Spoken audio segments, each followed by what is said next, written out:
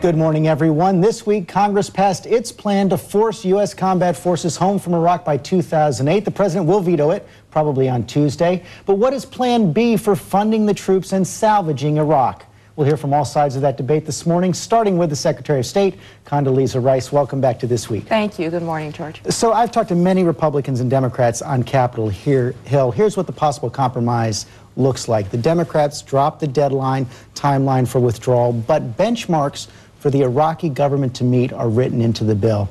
Can the president accept that? Well, the president has said that he will not accept anything that constitutes a timeline for American withdrawal. And he certainly, after if he gets the bill that's there, he's going to veto it. And then he said that he wants to invite the leadership down to the White House to talk about how we move forward together, because everyone would like to move forward together. Now, as to benchmarks, let's remember that these are benchmarks that the Iraqi government set for itself. We are doing everything we can to impress upon the Iraqi government the importance of getting their national reconciliation. So you'd have no objection to them being in the law? Well, the problem is that if you try and make consequences about these benchmarks, you're tying the hands of General Petraeus and the hands of Ambassador Crocker. We shouldn't tie our own hands in using the tools that we have to help the Iraqis along with national reconciliation. It's quite possible to send a strong message to the Iraqis, as Secretary Gates did, as the Congress is doing, that the American people do not have limitless patience in this, and the president himself, in every conversation with Iraqis, is telling them exactly that. Yet it doesn't seem to be working. You say the Iraqis want to meet these benchmarks, a new oil law, a de-Baathification law, constitutional reforms, but the Washington Post reported this week that little or no progress was being made on these benchmarks. It quotes the administration's old ally, Ahmed Chalabi. He says, they're all up in the air. They are certainly not going to be produced in any timetable that is acceptable within the context of the current political climate in the United States. General Petraeus said we're going to reevaluate everything in September. Must the Iraqis meet the benchmarks by then? Well, clearly we're going to be evaluating along the way, but given that this plan is really just underway, the plan that the president launched in January, we believe it prudent and right to take a hard look in September. I don't think we'll wait till September, by the way, to begin to look at how we're doing and how the Iraqis are doing. But I would say this, George, it is not just the American context that's important here, it's the Iraqi context. Iraqis will lose patience with their own government if they can't move forward on reconciliation. This is a point that Ambassador Crocker, that General Petraeus is making to the Iraqis every day. So they are making some Maliki will lose his job? Is that what you're saying? Well, I'm just saying that the Iraqis themselves, we support Prime Minister Maliki, and I think he is trying to do what is best for his country, but he also needs help. He needs help from Sunni leaders, he needs help from Kurdish leaders. The oil law, for instance, is very close to being completed. They need to complete it. We're making that case, and I think they will finally make progress on that. This summer? Will they complete it this summer? Well, I think they have to. What happens if they don't? If they don't, then they're not going to be making the kind of progress on national reconciliation that gives the Iraqis a view of a future together. But how about the Americans? How much longer can Americans sacrifice if the Iraqis aren't going to make the decisions they need to make?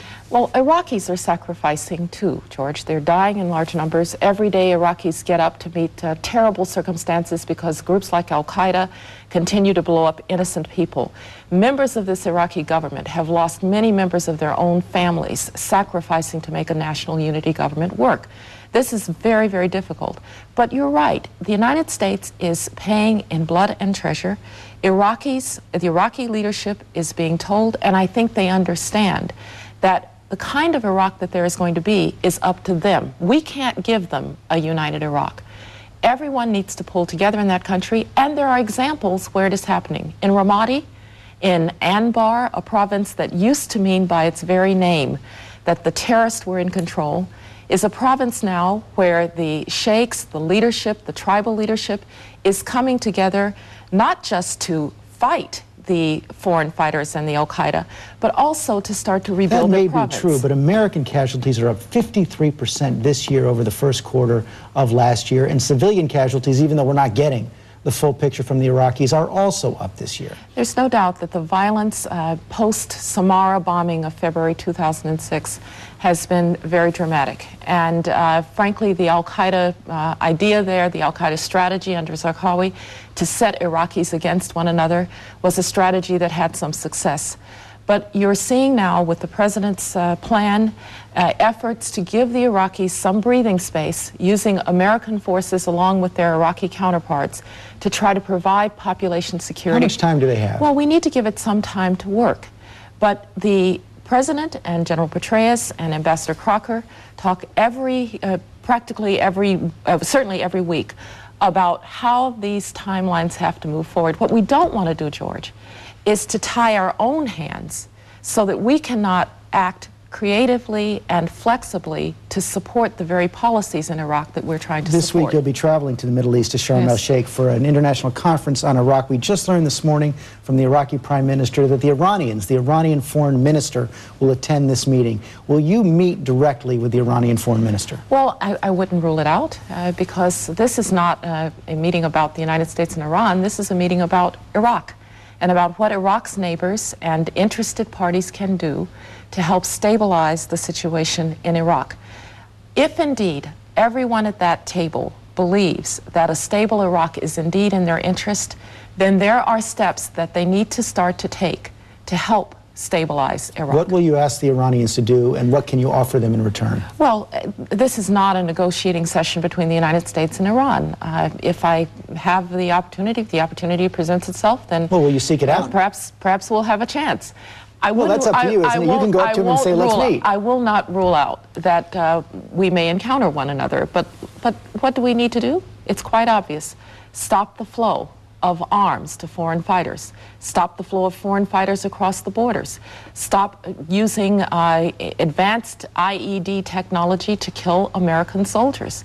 Stop stirring up trouble among militias that then go and kill innocent Iraqis.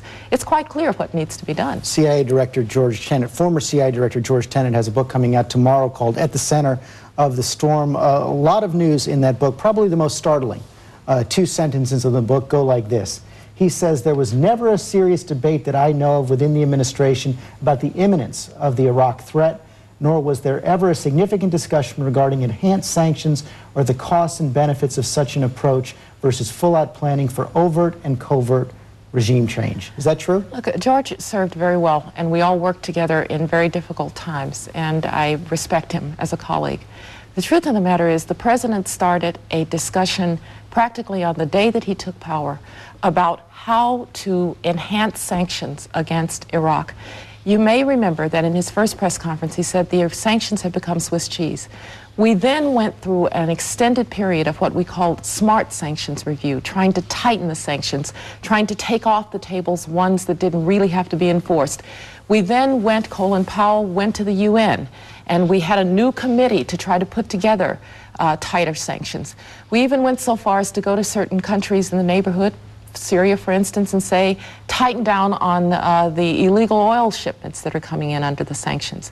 Don Rumsfeld led a review of trying to tighten the no-fly zones so that we could better police Saddam Hussein's forces. So it's not true? This went on for a very long time. Was there a discussion, though, about whether or not Iraq posed an imminent threat?